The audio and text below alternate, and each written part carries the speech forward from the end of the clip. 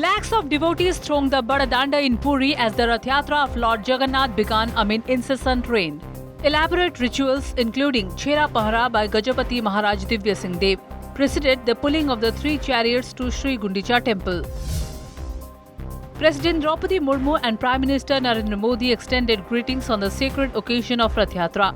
Odisha CM Mohan Charan Majhi and Union Minister Dharmendra Pradhan also greeted the people on the occasion and prayed for happiness, peace and prosperity in everyone's life.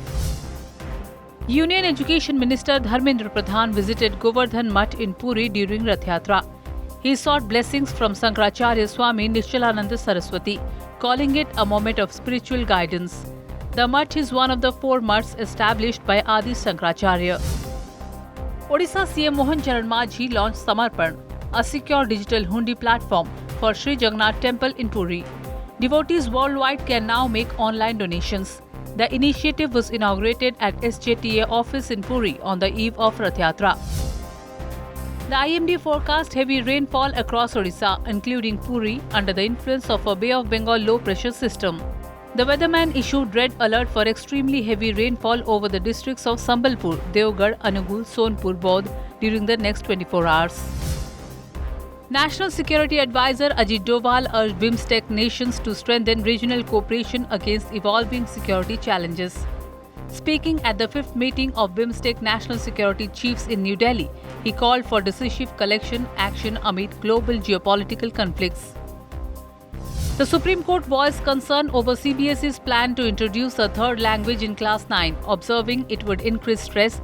The bench suggested introducing it earlier in Class 5 or 6 to help students cope better.